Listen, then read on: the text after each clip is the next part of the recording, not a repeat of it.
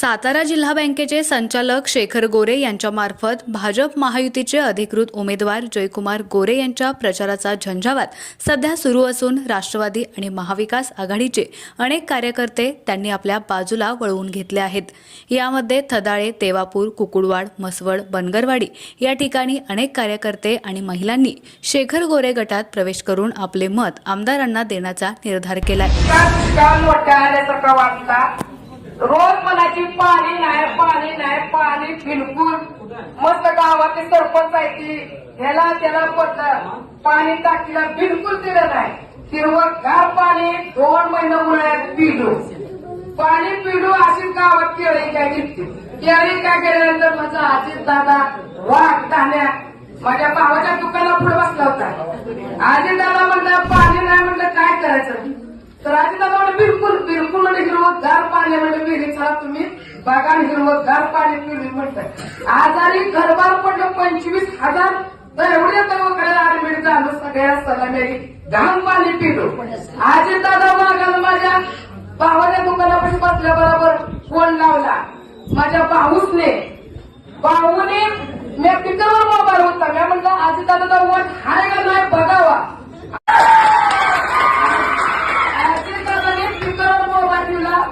Phone केला अशा अवस्था वाडी वस्तीच्या लोकांना पाणी नाही।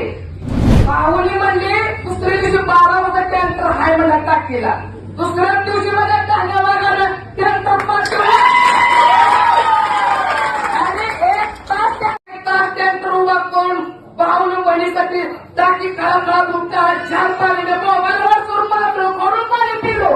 हे जे गावाचे कोण दखल घेत काय वाघाला माझ्या पाणी सगळं गाव पेट आहे कॅनेल भरून माझ्या शेतीत 40 एकर जमीन 50 एकर जागेला जमीन आहे चाललंय। पण इथं वाघ बहिणी काय कमी केलं या लोकांनी दिवाळ्या ठेवून दिल्या त्या मिस्टर नगरच्या पैसे भरवले नाहीत त्याने वाघाला पैसे सोडला पहिल्या दिवाळ्या अलगत करून खाल्ल्या। काय कमी केलं शेखर भावला माझ्या विसरत नाही जे कुमार गोरे आमदार मला वाघ निवडून येणार आहे आणि युतीवर आहे बघा। आज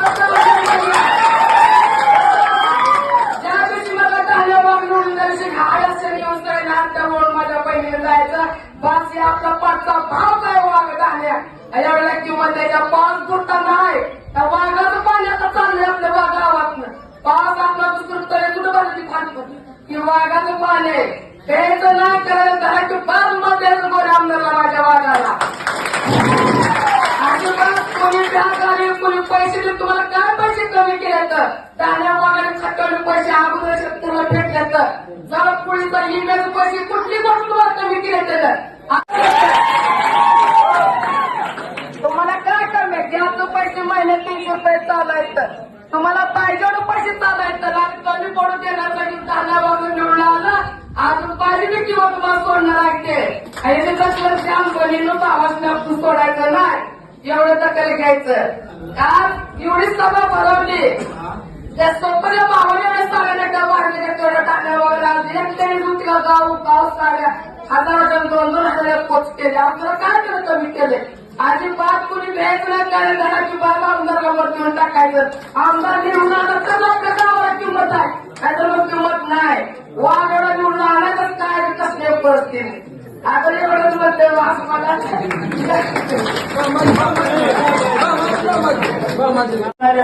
तर अजितला काम त्या माणसाने सांगावं अजितनं ते प्रामाणिकपणानं काम करावं।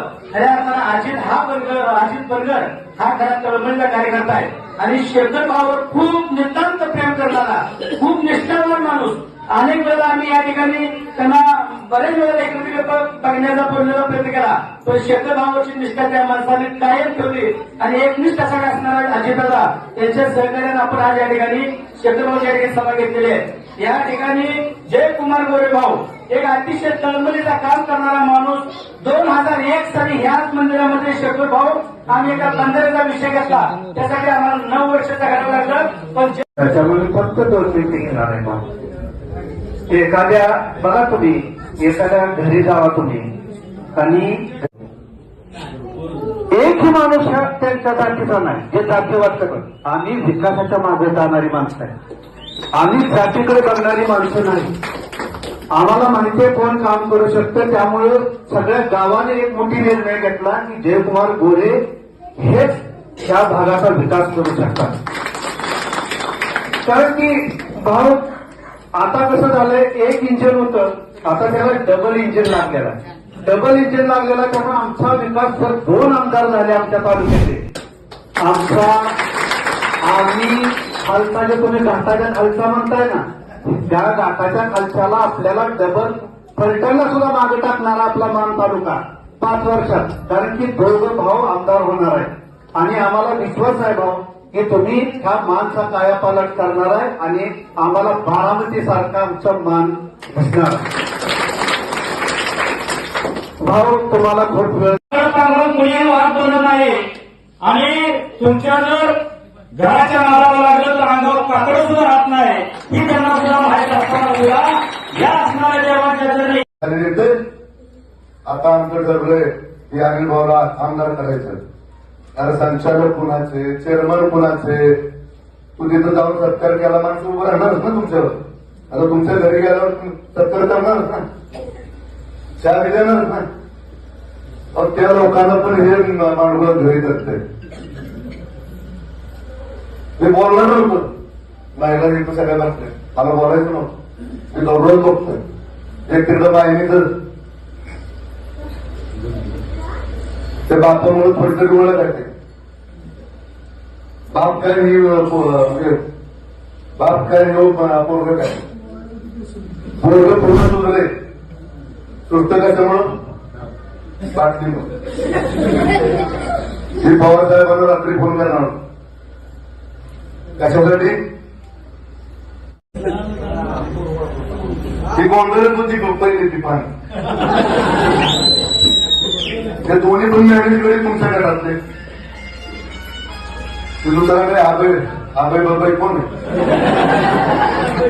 आबे दादा आणि दुसरे अनिल भाऊ. आमच्या सोसायटीच्या चेअरमनकडे गेले 15 मिनिटं. सोसायटी संचालक शेखर गोरेंचे, चेअरमन शेखर गोरेचा आणि हे गेले जयकुमार गोरे आणि शेखर गोरे आल्यानंतर काय होतं या विरोधकांना 20 तारखेला तुम्हाला दाखवून द्यायचं.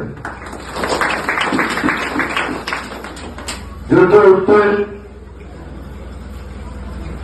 म्हणतोय गोरकडे जाऊन मारू त्याला डोक्यात पडलंय तर मावशी तुम्हाला वाटतंय वाटत तुम्हाला वाटतंय का गोरकडे जाताना त्याच्या अगोदर शेखर गोरेची गाठ आहे, लक्षात ठेवा. तुमच्या या गटातलं आमच्या जिल्हा बँकेत 321 जागा भरायच्या. हे ठरवलं तर पुन्हा बोलायचं नाही.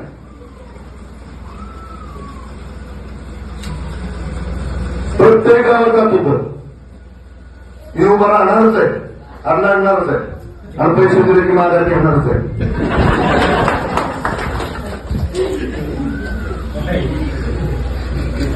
मी पवार साहेबांना सांगत सुद्धा कधी मॅनेज होणार आहे. पवार साहेब म्हणजे नाही भाऊ होणार नाही मॅनेज. हो पहिल्यापासून ह्याचं रेकॉर्ड बघ. प्रत्येक गावात जातो यादी करते. जिल्हा बँकेत एवढी माणसं लावायच्या 320 जागा. आम्ही 24 संचालक. किती वाटून येणार त्या चेअरमनला किती जागा द्यायच्या, तिथं गांधकाच्या रामभाऊला किती द्यायच्या, हे आता आलं त्याला किती द्यायच्या ते पण संचालक आहे. बाळासाहेब पाटलांना किती द्यायच्या, शिवराबाबांना किती द्यायच्या, आपल्या उदयन महाराजांना किती द्यायच्या. त्याला 1,100 जागा आहे. प्रत्येक गावात लिस्ट काढते. म्हणते तुमच्या पोराला जिल्हा बँकेतला उतरू, माझ्या पार्टीचं काम करा. अरे तुझी पार्टी नक्की कोणती, इकडं खाली घाटाखाली गेला की रामराजे ते कुठं त्याचं पण पाय इकडे एक अजितदादाकडे आणि शरद पवाराकडे. पोरग शरद पवाराकडे, हा अजितदादाकडे. आणि तुमचं पांडुळ धड ते रामराजेचं पण नाही, धड शिवेंद्र बाबाचं पण नाही. मी एकदा बँकेत बसलो होतो, त्यांना विचारलं अरे भाऊ तुमची पार्टी कुठली, भाऊ बोलले आपल्याला काय करायचं तिकडे कॉन्ट्रॅक्ट मिळेल ती आपली बाजू आणि टीका करतोय कोणावर आमदारावर